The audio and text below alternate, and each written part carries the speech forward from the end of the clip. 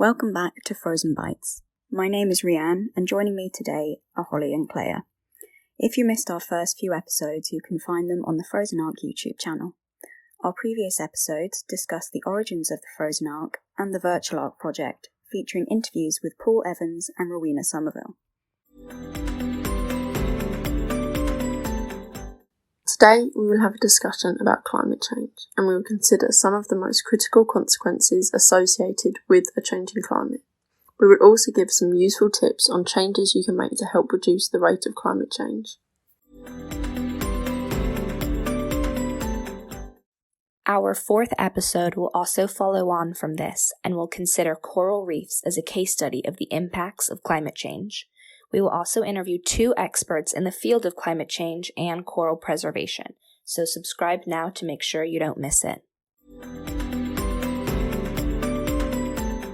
Many people aren't fully aware of what the term climate change means, so I think it's really important that we discuss this first.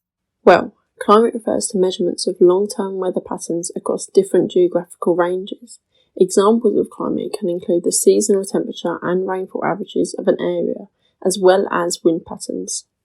So, when talking about climate change, this means the long-term alteration of temperature and typical weather patterns. It can refer to a particular location or to the planet as a whole. These long-term changes in climate can cause day-to-day weather patterns to be less predictable. This means that expected temperature and rainfall levels can no longer be relied on, and damaging weather events may become more frequent. In order to understand what consequences might be caused by a changing climate, we firstly need to think about what factors cause the climate to change. Exactly. This is a really fundamental part of understanding climate change, but it's actually a very complicated process as there are a number of different factors which contribute to alterations in the climate. So, just to summarise, a few key natural mechanisms include solar variability, volcanic activity, tectonic movements, orbital variations, and variations in the tilt of the Earth. So, those are some of the naturally occurring factors which can influence the climate. But what about unnatural causes? Well, currently, the changing climate is largely driven by human activities, which release greenhouse gases such as carbon dioxide, methane, and water vapor into the Earth's atmosphere. These gases absorb infrared radiation and re-radiate it back to the Earth, trapping heat from the sun's rays inside the atmosphere, which is causing the Earth's average temperature to rise. We know that these changes are mainly driven by human activities because the current rate of climate change is much faster than has previously occurred throughout history. So, this covers a few of the key natural and man-made processes which drive changes in climate. However, it's actually the interactions and feedback networks between each of these which is one of the most important and complex factors responsible for altering the climate. The Earth is formed of many different components which make up an integrated system. Complex interactions occur between the different elements. This means that any alteration in one aspect of the system can have cascading effects which influence another feature, even if it may seem entirely unrelated. Even though this is really important, we still do not have a comprehensive understanding of all the feedbacks and interactions occurring between the components of the Earth system. As it is such a complex process, a range of disciplines including climatology, geology, ecology, oceanography, glaciology, and social sciences are working collaboratively to establish a greater appreciation of the Earth system. To make things more difficult, to establish a full understanding of the Earth system also requires knowledge of how the processes and components have altered through time. This involves studying the history of the Earth system. This is an intricate and diverse science.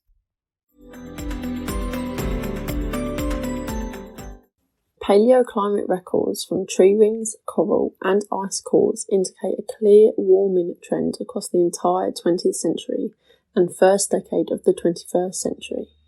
These studies of climate history show that the 20th century was the warmest of the past 10 centuries.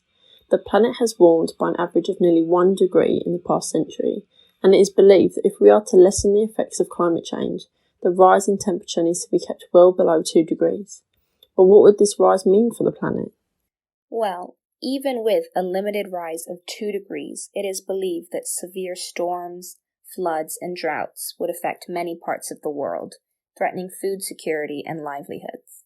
The seas would become more acidic, coral and krill would die, and food chains would be destroyed.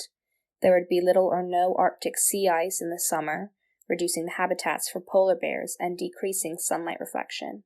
Realistically, this is a best-case scenario, but what would happen if the limit of 2 degrees isn't kept? Even with our current temperature rises, we are already experiencing a number of the effects which Cléa just mentioned, with extreme weather events becoming more frequent and species loss occurring across the planet. However, if we exceed a 2-degree temperature rise, all of these terrible consequences will be exacerbated, and it's likely we will experience the death of rainforests and loss of ancient ice sheets in Greenland and Antarctica. This would subsequently cause dramatic sea level rises, as well as mass displacement of people and widespread biodiversity loss. Following current predictions, it is likely that rises in temperature will be much greater than 2 degrees unless we take drastic actions now. So, given that some of the potential impacts of climate change could be devastating, it is really important to discuss what we can all do to help. What would you suggest? There are numerous different actions that you can take on a personal level to try and help reduce the rate at which the climate changes.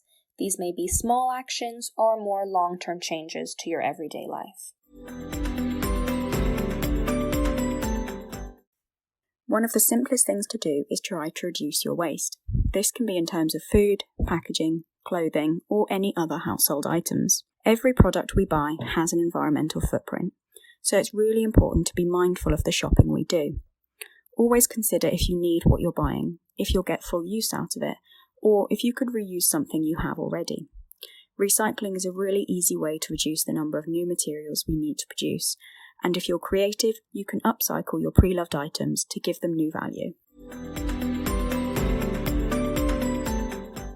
Also, when you're thinking about what you're buying, try to purchase and eat sustainable foods.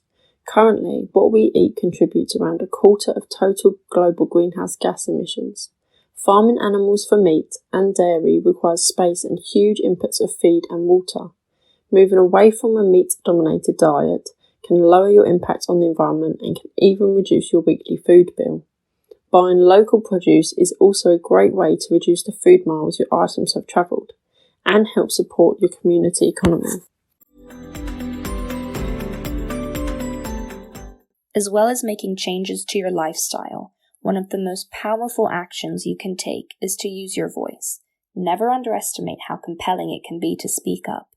You can talk to your local MP or contact brands that you buy from to engage them in a conversation about sustainability. Even encouraging friends, family, and colleagues to make positive changes can be really important too. Exactly. Spreading the word and speaking up about these issues is critical. This is the first generation to be aware of the devastating effects we are having on the world. But we have the opportunity to do something about it. Millions of people all over the world are making the decision to lead a more eco-conscious lifestyle. This behaviour is so encouraging and will result in a greater protection of the world around us. We hope we've given you a few ideas on how to start making some changes, but keep educating yourself on more alterations you can make to help. There's always more to learn. We really hope you enjoyed this episode and learned something new and interesting today. Please keep listening for more episodes on animal conservation, biodiversity, and biobanking. Keep engaged with us because we'd love to hear what you think and are more than happy to answer your questions.